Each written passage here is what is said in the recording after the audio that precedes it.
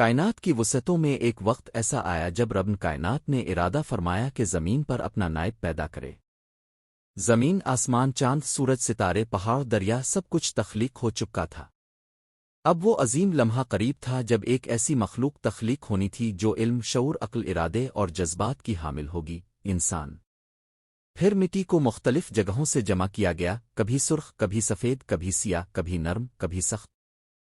اس مٹی کو مختلف مرحلوں سے گزارا گیا، یہاں تک کہ ایک مکمل انسانی پیکر کی صورت اختیار کر لی۔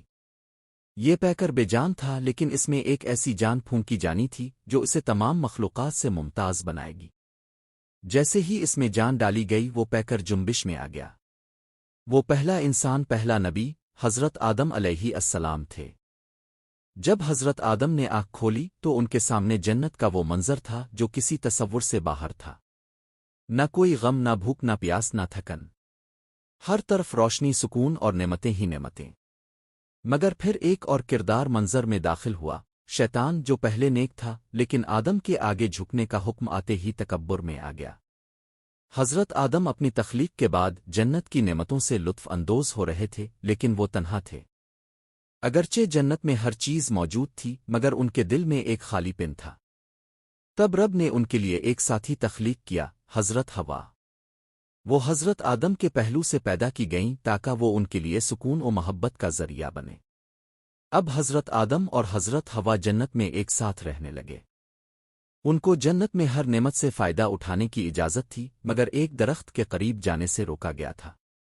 یہ آزمائش تھی، ایک چھوٹی سی پابندی مگر ایک بڑے امتحان کی بنیاد۔ شیطان، جسے جنت سے نکال دیا گیا تھا، حضرت آدم اور حضرت حوا سے حسد کرنے لگا۔ وہ انسان کا ازلی دشمن بن چکا تھا۔ وہ ان کے پاس آیا مکاری سے، دھوکہ دہی سے۔ وہ ان سے کہنے لگا کہ یہ درخت کوئی عام درخت نہیں، بلکہ علم، طاقت اور ہمیشہ کی زندگی کا درخت ہے۔ حضرت آدم اور حضرت حوا آخر کار اس کے فریب میں آ گئے۔ جیسے ہی انہوں نے اس درخت کا پھل چکھا، فوراً ان پر حقیقت عیاں ہو گئی، وہ آزمائش میں ناکام ہو گئے۔ پھر ایک حکم آیا جنت سے زمین کی طرف۔ اب ان کا مقام زمین تھا، وہ مقام جس کے لیے انسان کو پیدا کیا گیا تھا۔ یوں حضرت آدم اور حضرت حوا زمین پر اتار دیے گئے۔ ان کی آنکھوں میں ندامت تھی، دل میں توبہ تھی، اور زندگی میں نئی شروعات۔ اب زمین پر زندگی شروع ہوئی، لیکن یہ زندگی جنت سے مختلف تھی۔ یہاں بھوک بھی تھی، پیاس بھی، محنت بھی اور غم بھی، مگر ساتھ ہی اللہ کی رحمت بھی۔ حضرت آدم اور حضرت حوا نے زمین پر زندگی کا آغاز کیا، اور کچھ عرصے بعد ان کے ہاں اولاد ہوئی، دو بیٹے جن کے نام تھے حابیل اور قابیل۔ حضرت آدم علیہ السلام اور حضرت حوا کے ہاں کئی اولادیں ہوئیں، مگر ان میں دو بیٹے سب سے زیادہ مشہور ہوئے، حابیل اور قابیل۔ دونوں کی شخصیتیں الگ تھیں۔ حابیل نرم دل، عاجز اور نیک مزاج تھا۔ قابیل ضدی، خود پسند اور حسد کرنے والا تھا۔ وقت گزرا، دونوں جوان ہوئے۔ حضرت آدم نے ان کے لیے شرکن حیات کا بندوبست کرنا چاہا۔ اس وقت اللہ کے حکم کے مطابق جڑواں بہن بھائیوں کے نکاح کا نظام تھا۔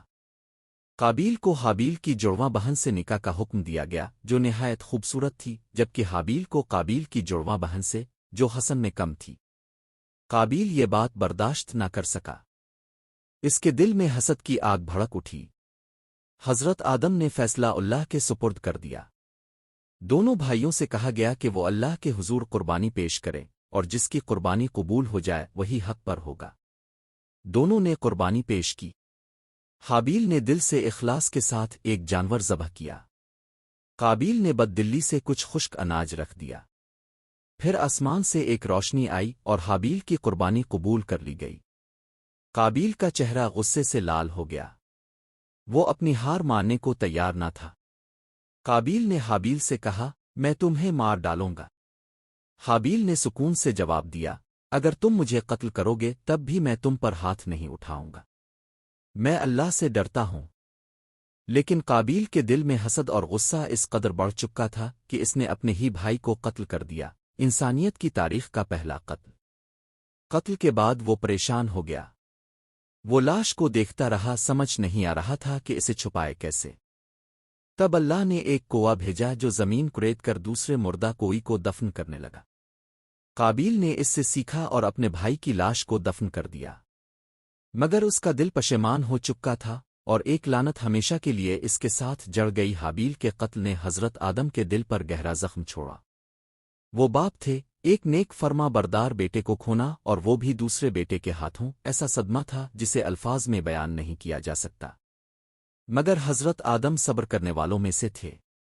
انہوں نے دل تھام کر اپنی باقی اولاد کو نیکی کی راہ پر چلنے کی تعلیم دی۔ حضرت آدم کی زندگی بہت طویل تھی۔ روایات کے مطابق وہ سینکڑوں سال زندہ رہے۔ انہوں نے اپنے بیٹوں پوتوں اور ان کی نسلوں کو زمین پر جینے کے طریقے سکھائے، کاشتکاری، لباس بنانا، شکار کرنا، اور سب سے بڑھ کر رب کی عبادت کرنا۔ انہوں نے اپنے بعد آنے والی نسل کو وصیت کی، تم زمین پر رہو گے، یہاں نعمتیں بھی ہیں اور آزمائشیں بھی۔ رب کو یاد رکھو، سچائی پر چلو، ظلم سے بچو، اور آخرت کی تیاری کرو۔ حضرت آدم کے بعد انسانیت کا پہیہ چلتا رہا۔ ان کے بیٹے شیس نے نبی کی حیثیت سے ان کے مشن کو آگے بڑھایا۔ حضرت آدم کو جب موت نے آ لیا تو ان کی اولاد نے ان کے لیے قبر کھودی۔ وہ پہلی قبر تھی جو انسان نے کسی کے لیے بنائی، باپ کے لیے۔ جب حضرت آدم کو دفن کیا گیا تو زمین پر خاموشی چھا گئی۔ انسانیت کے باپ کی رحلت نے انسان کو موت کا پہلا سبق سکھایا۔ حضرت حوا ان کے بعد کچھ عرصہ زندہ رہیں اور پھر وہ بھی اپنے شوہر سے جا ملے۔